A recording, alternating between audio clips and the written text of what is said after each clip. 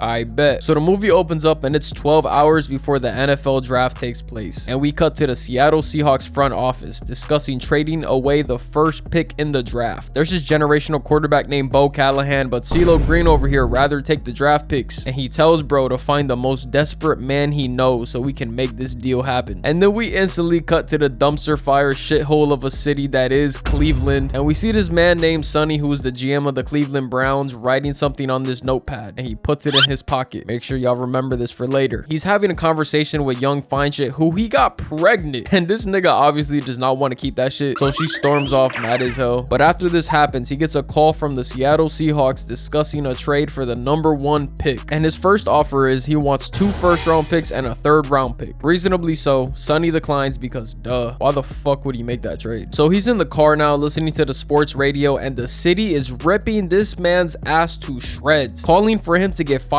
if he doesn't do something in this draft that means something. He then gets a call from Vontae Mack, a middle linebacker, and this is the universe where T'Challa played football instead of being the king of Wakanda. He's basically begging Sonny to draft him at 7 and to not let him fall down the draft board, because that means less money for him and his family. After that conversation, Sonny then gets a call from Terry Crews, who used to play for the Browns, and he wants his son to play for them too. The only problem with that is that his son beat the dog shit out of somebody recently, so you know what I'm saying, shit not looking too good for him. But me personally, that would make you shoot up my draft board. Claim self-defense and keep it moving, gang. We see Sonny talking to the owner, and he tells him that he needs him to make a splash or his ass is fired. So after hearing that, this nigga's literally shaking in the car and calls up the Seahawks to make that trade. And Tom tells him that that deal's not gonna cut it anymore. I'm gonna need 3 firsts out of you, gang. Yesterday's price is not today's price. And Sonny is in disbelief to the point where he has to stop the car on the side of the road. We cut to the Browns war room where Captain Stacy from Amazing Spider-Man and Officer Bellick from Prison Break work at now. Like, what the fuck is going on with these castings, bro? When I look at these two men, they don't scream football to me. Anyways, he tells him that he traded up for the #1 pick, and everybody is happy as hell until they hear what they had to give up. Yeah, these niggas start panicking, bro, because he put everyone's job on the line with this trade. But he said, if I'm gonna lose my job, so are all of you. This crab in the barrel ass nigga, oh my god, I would have slapped the shit out of Sonny. He pretty much traded the entire Browns future for this #1 pick. So he better be Tom Brady and Peyton Manning fused together with Michael Vick's athleticism, bro. Because if he's not,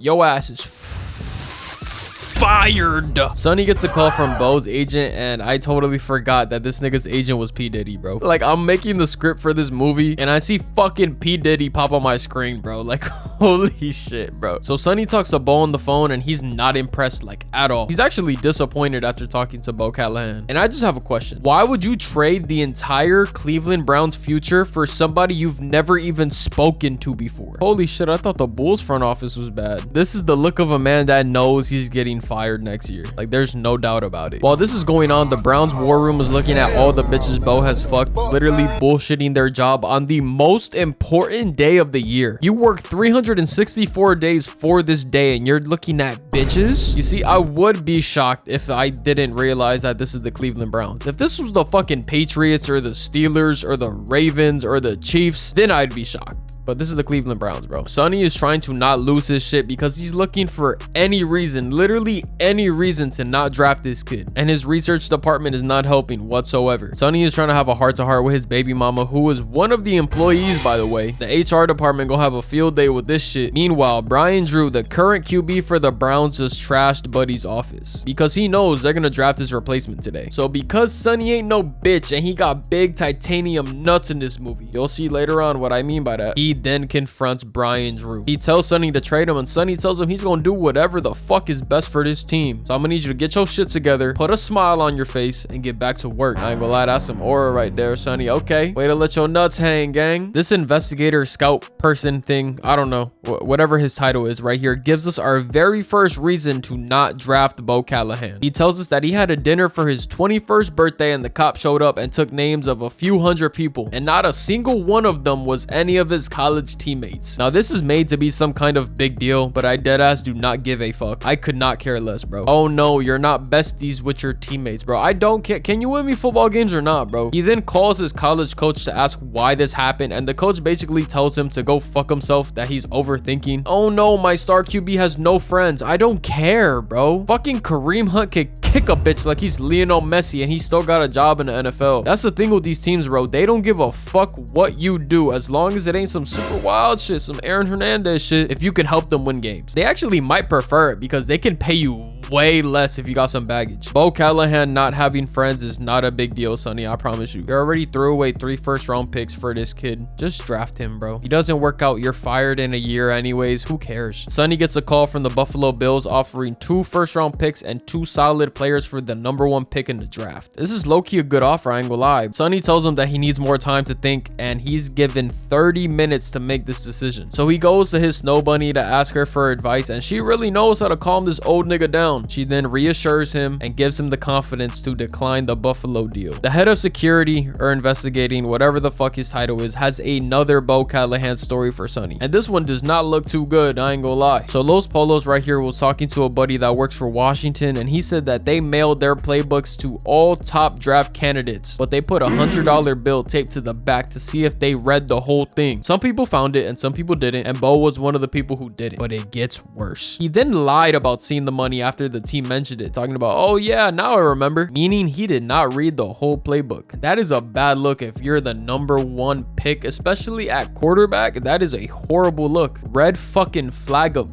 doom. But there was this one kid who found the money and actually mailed it back to the team with a note saying, save this for when I win y'all the Super Bowl. And y'all want to take a guess who that kid was? It was Brian Drew, the current Browns QB. What are the fucking chances, bro? Holy shit. Yeah, Sonny, you fucked up, gang. I ain't gonna hold you, bro. Your ass is grass, bro. Leave it to the goddamn Cleveland Browns to be in this clusterfuck of a situation, bro. I couldn't think of a more perfect team. It's almost time for the draft, and Sonny calls Diddy so he can speak to Bo, and he's wondering why his teammates didn't pull up to his birthday party. Yeah, he's on this bullshit again, bro. He's gonna die in this hill, bro. Just let him rock. But this is the response we get from Bo. Look, Mr. Weaver, this isn't something I'm really very proud of, sir, but I don't really remember a single thing from that night.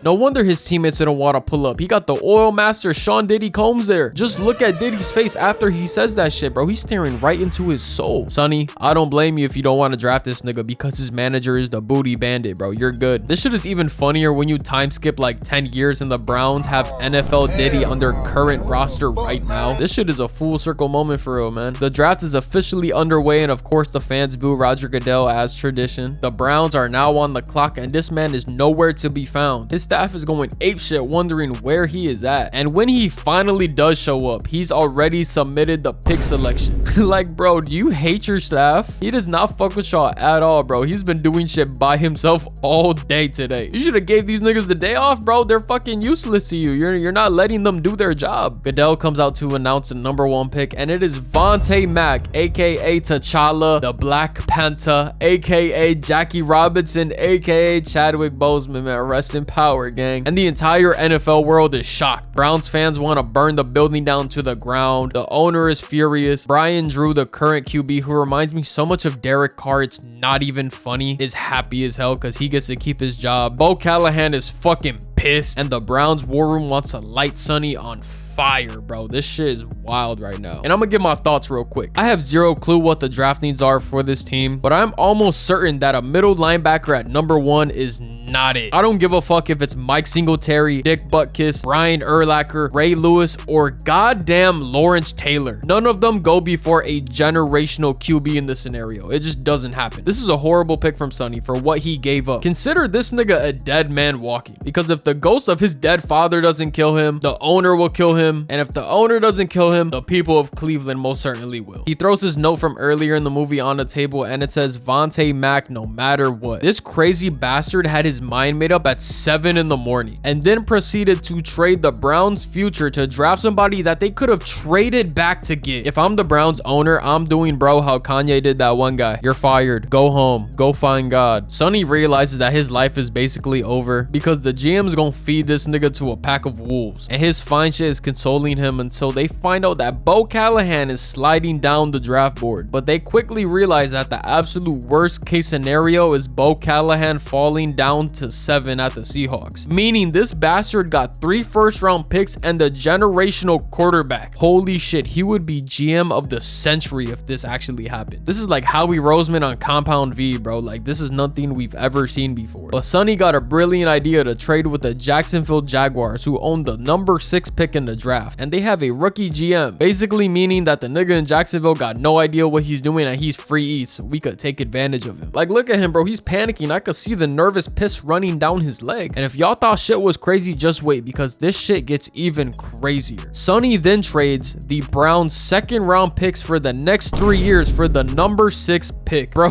what the fuck is happening? So currently, right now, he has no 1st round picks and no 2nd round picks for the next 3 years. Holy shit. This would actually send me into cardiac arrest if I'm a Browns fan. I would just give up being a fan, bro. Like, bro, you traded away our 1st and 2nds for the next 3 years, bro. Why am I a fan of this team? The head coach of this team is in disbelief right now, and he quits on the spot. And Sonny's like, yo, bro, chill. Hold on. Let me cook, bro. And if you don't like what I cook, you can quit after, bro. Just let me rock, bro. Sonny then calls the Seahawks and tells him to give him all his 1st round picks back or he's gonna take Bo Callahan. And the Seahawks start panicking, bro. And he's trying to call his bluff, but Sonny is dead ass, bro. After some master manipulation, he convinces him to take the deal. But he then tells him, never mind, we live in a different world than we did 30 seconds ago. And he tells him that he wants 3 first and David Putney because he fucking feels like it. He's talking about this nigga like he Devin Hester reincarnated. And the deal is finalized. The Seahawks get Bo Callahan and the Browns get Terry Cruz's son, who's a running back they originally wanted anyways. If I could simplify this for y'all in the most simple terms possible, this is basically what the Texans did with CJ Stroud and Will Anderson, but a lot worse. Like, way fucking worse. This movie is such a dumpster fire of insanity, and I'm still in disbelief that this actually took place. But yeah, that's the video, y'all. I hope y'all enjoyed. You know, I had to drop another banger for y'all real quick. Make sure y'all eat some water, drink some food, wash y'all ass, tell someone you love them, and I'm gonna catch you on the next one.